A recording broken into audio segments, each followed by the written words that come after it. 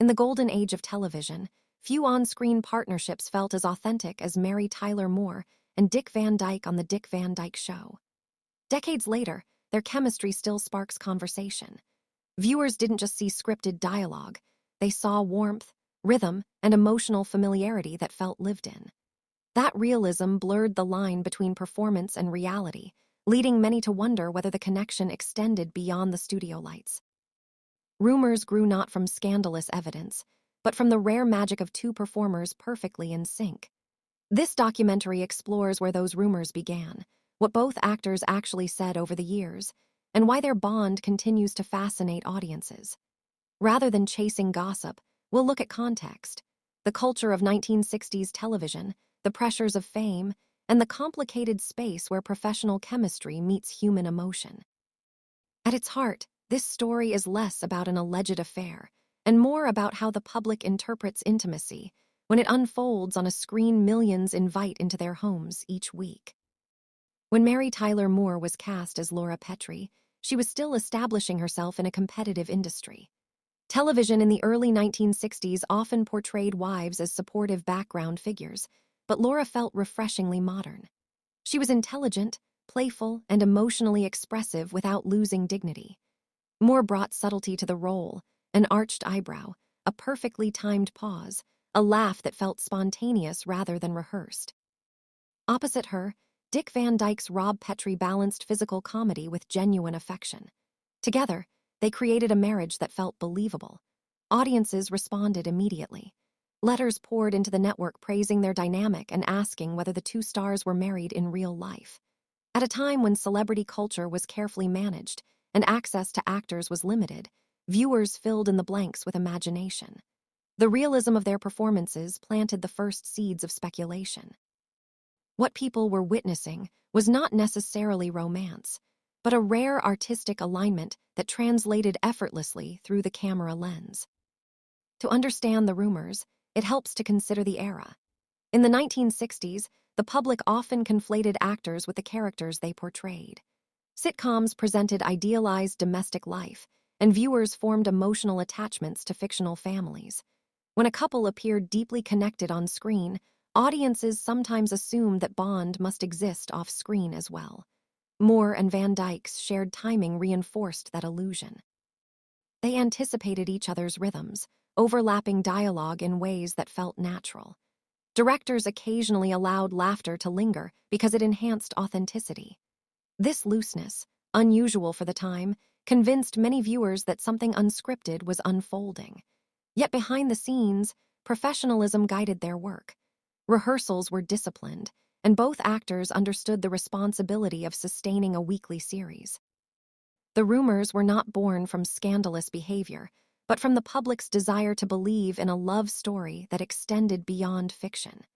In many ways, the speculation reflected how powerfully the show resonated with audiences. During much of the show's success, Mary Tyler Moore was married to television executive Grant Tinker.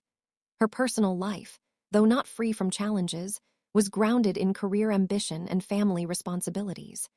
Dick Van Dyke was also married at the time and later spoke openly about personal struggles, including alcoholism. Both actors navigated complex realities outside the spotlight. Within that context, their on-screen closeness required clear boundaries. Colleagues from the production often described the set as professional and collaborative. Cast and crew members have consistently maintained that the environment prioritized respect. While Van Dyke later acknowledged having a brief crush on Moore, he framed it as something he examined thoughtfully rather than acted upon. Moore, for her part, consistently rejected narratives that suggested betrayal. Their honesty about human feelings, without sensationalism, adds nuance to the story. It suggests that emotional awareness and restraint can coexist, even in an industry often fueled by headlines. Chemistry between actors is difficult to define yet instantly recognizable. It emerges from trust, listening, and shared vulnerability. Moore and Van Dyke rehearsed extensively, refining timing until scenes felt effortless. That dedication created a feedback loop. The more they trusted each other's instincts, the more relaxed their performances became. Viewers sensed that comfort. In interviews years later, both actors spoke about how easily laughter came during rehearsals. Sometimes they would break into genuine amusement before filming resumed. For audiences, such stories reinforced the myth of hidden romance. For performers, however, those moments often signify artistic compatibility. When two actors feel safe enough to take risks, the result can appear intimate. Understanding this distinction is crucial. What looks romantic on screen can simply be professional harmony.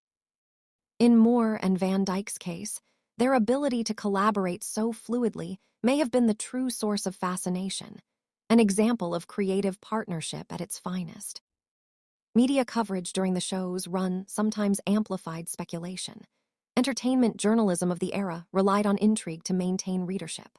Suggestive headlines generated curiosity, even when evidence was thin. Moore rarely engaged directly with tabloid narratives, choosing instead to focus interviews on her craft. That restraint may have fueled further curiosity. Silence is often interpreted as confirmation, especially when audiences are invested in a compelling storyline.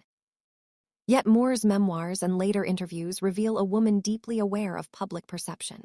She acknowledged feeling emotionally supported by Van Dyke's presence on set, but clarified that emotional recognition does not equal romance. Her language was deliberate. She distinguished between admiration and action, between attraction and betrayal. Such nuance rarely survives in gossip columns.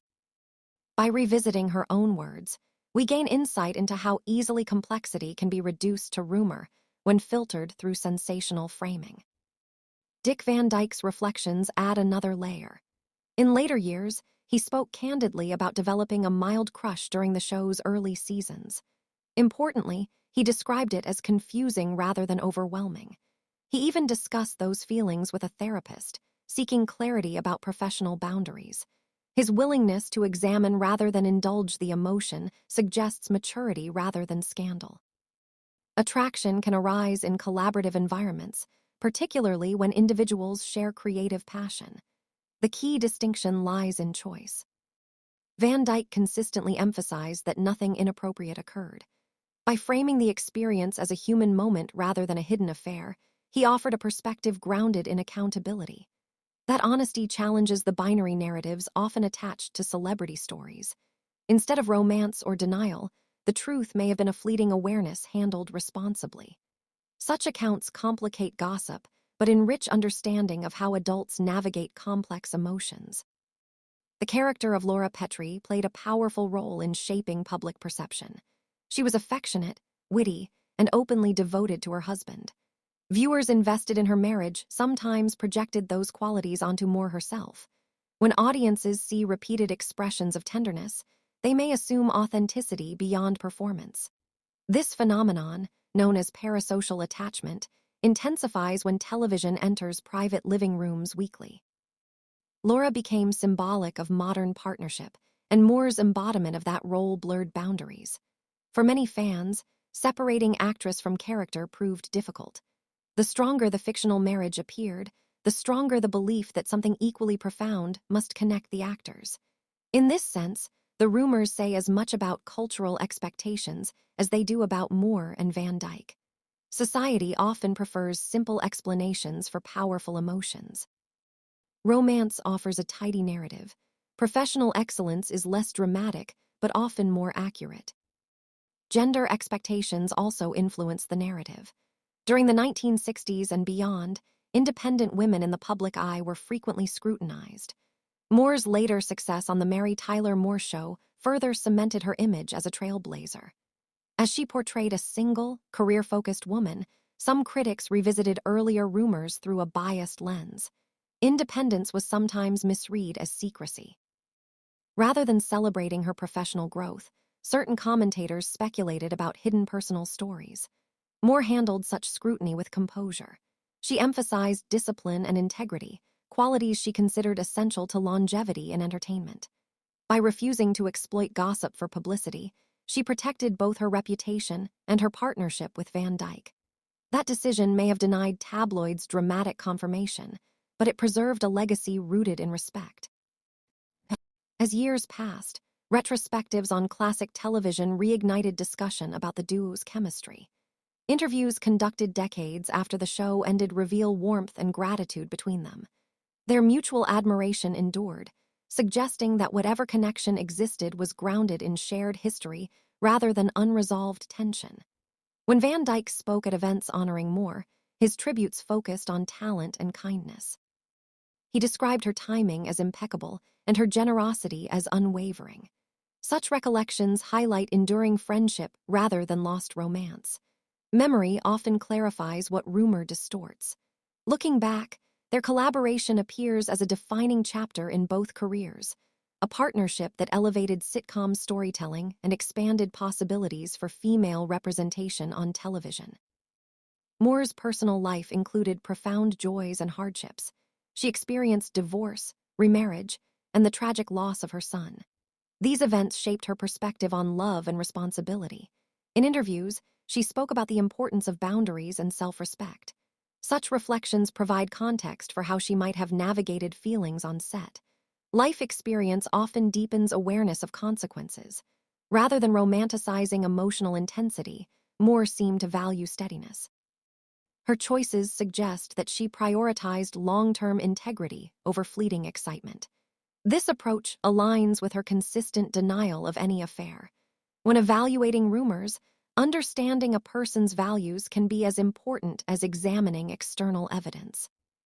The entertainment industry frequently rewards dramatic narratives. Stories of forbidden love attract attention, while tales of restraint rarely do. Moore and Van Dyke's bond challenges that preference. If there was attraction, it remained contained within professional ethics. Such discipline may appear less sensational, yet it speaks to character.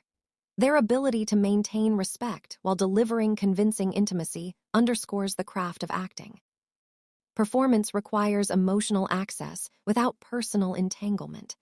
The pair's success demonstrates how skill can create illusions powerful enough to rival reality. Appreciating that artistry honors their work more than repeating speculation ever could. Public fascination with celebrity relationships reflects broader human curiosity. Viewers seek connection not only with characters, but with the people who portray them. When chemistry feels authentic, audiences may crave confirmation that it extends beyond fiction. This impulse is understandable, yet sometimes intrusive. Moore's measured responses illustrate how public figures navigate such curiosity. She acknowledged complexity without surrendering privacy. In doing so, she modeled a form of transparency that balanced honesty with boundaries. Her approach invites reconsideration of how much access audiences truly deserve to personal lives. By the time Moore entered her later years, the intensity of speculation had diminished. She embraced quieter routines and philanthropic work, focusing on causes close to her heart. Interviews from this period reveal introspection rather than defensiveness. When asked about Van Dyke, she spoke warmly but firmly rejected romantic reinterpretations. Her consistency across decades strengthens credibility. Stories often shift over time. Hers did not. That steadiness suggests confidence in her truth.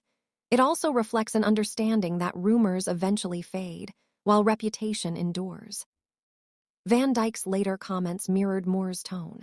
He reiterated admiration and acknowledged fleeting feelings without embellishment. Importantly, he framed those feelings within accountability. By discussing them openly yet responsibly, he dismantled the myth of secrecy. His reflections reinforce the idea that adults can recognize attraction without acting on it. Such candor adds depth to the narrative, transforming it from scandal to study in emotional intelligence. Their shared narrative, mutual respect, brief confusion, conscious restraint, presents a portrait of maturity rarely highlighted in celebrity culture. When Moore passed away in 2017, tributes emphasized her groundbreaking achievements. Van Dyke's words stood out for their simplicity.